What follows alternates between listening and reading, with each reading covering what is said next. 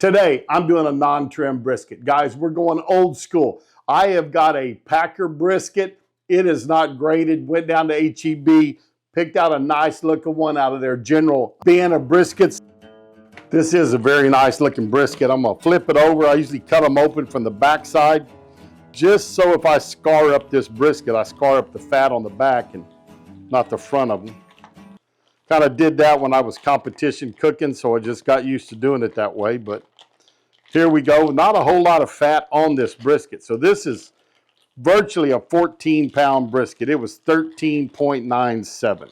I'll tell you what, I wouldn't have done a lot of trimming on this brisket anyways. Maybe taking off some of this heavy fat up here, but most of the fat is down off of the point.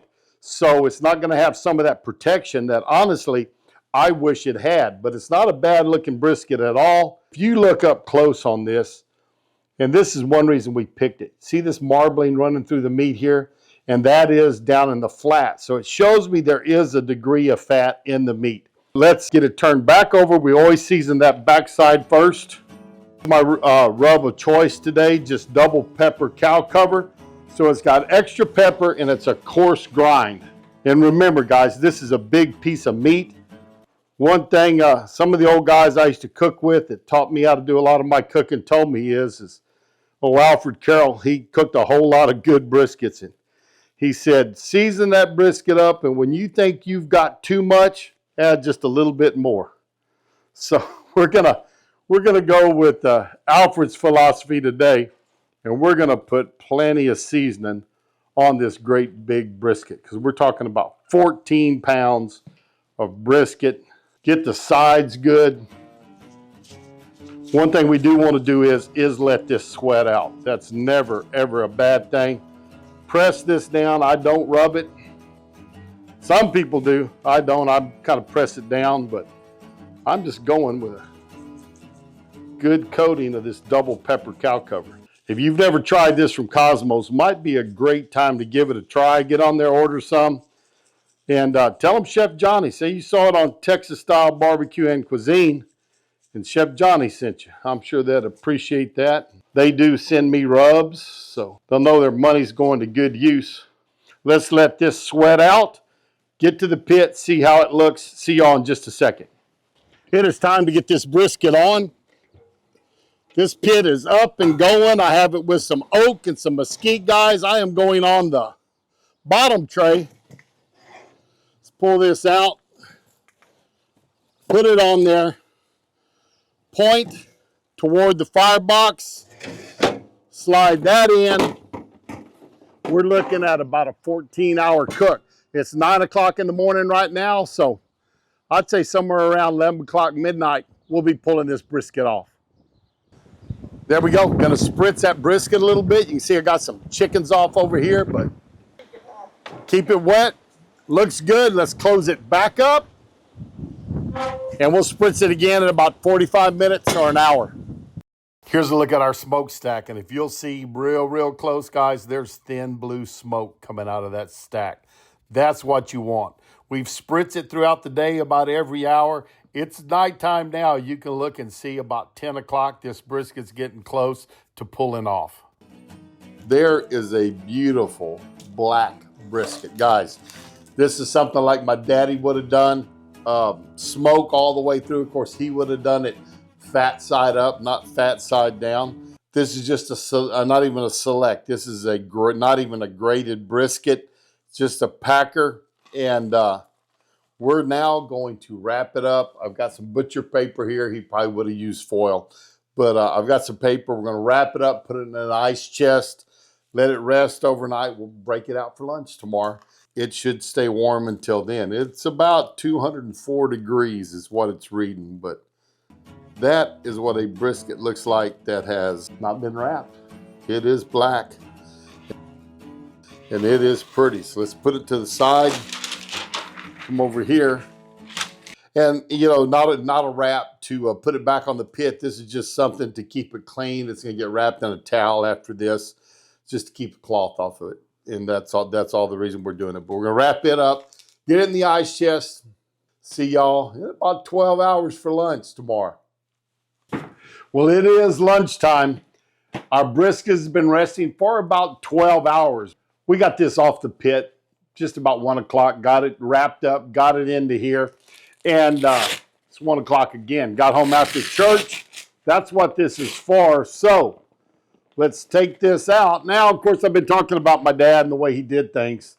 He would not have had a food temperature bag here, but he would have put it in an ice chest. But we're going to unwrap this brisket, see how it turned out, see if we think it's any good or not. See what we can do here. Tell you what, it's been resting a while, and it is soft in there. So let's see how it looks after we get it out of the paper. See if we can get this open. It still is pretty warm, even though it's been sitting for 12 hours. But there's the bottom side of it. See if we can get it turned over. Look at the top. Oh, yeah. That's a tender brisket. This brisket is not going to have a lot of jiggle to it because it's been sitting for 12 hours. If we would have had it in a hot box to keep the temperature up, you would see that jiggle. You would see things like that. Again, if y'all are just tuning in, this went over 15 hours in the smoke with no wrap. So what I want to do is I want to slice it open, see what kind of smoke ring we have, and see if it's tender or not. Slices up pretty good. So let's see the inside here, what we have got to deal with. That is a nice looking brisket. Come up here and set it up there for you where you can see it. But we can set this to the side. Kind of what I do is I'll set it up like that, stops the oxidation because oxygen gets off of it. But we can take a nice little piece of this and see if it's moist or not. That 1/4 inch thick slice right there, it's falling apart like it's nice and moist. I'm going to take the flat. Look at it, guys, right there. That is a pretty brisket. We can pull it apart. Still moist. It is the flat. It was a packer. It was not a prime brisket. So again, just right there. Again, the flat. Pick it up, drapes across the knife, pulls apart. Not a bad brisket at all. That tastes pretty darn good. And guys, also, one thing to tell you is if this would have been a choice or a prime, we would have seen a whole lot moisture in this brisket. But it was not. This was just a packer brisket. We cooked it up. It went for about 15 hours. Now look at that. That is a pretty brisket. There is moisture in it. And it's not bad at all. You can see this, folks. It's just right there. Nice tug. This brisket had no wrap, and it went for 15 hours in the smoke. That's why it's so black. You're not looking at that mahogany. A lot of people today don't know how to cook a brisket without wrapping it. So, kind of an old school brisket today, a packer brisket, and we trimmed no fat off of this brisket, which did help protect it. But a very nice brisket. We went about 15 hours in the smoke, wrapped it up, got it into our bag, and we let it sit there for about 12 hours. We got it about 1 o'clock off the pit, and it's 1 o'clock now. We're fixing to have lunch. Just got in from church, but it is beautiful. This point, guys, just look at that. Packed full of moisture. Let's give this brisket a sample. I know everybody wants to see that, but nice and tender, pull apart. Good smoke. Hey. Here comes my wife. Speaking of Sharon. She couldn't wait any longer. Good job. That double pepper cow cover, say that 3 times fast, right? Is very good. It's a little bit coarser. I like it very well. Great smoke flavor. Run a clean fire, guys. Clear blue smoke is what we're looking for. But thanks for stopping by. Always do appreciate it. How them boys put food away beats all I've ever seen.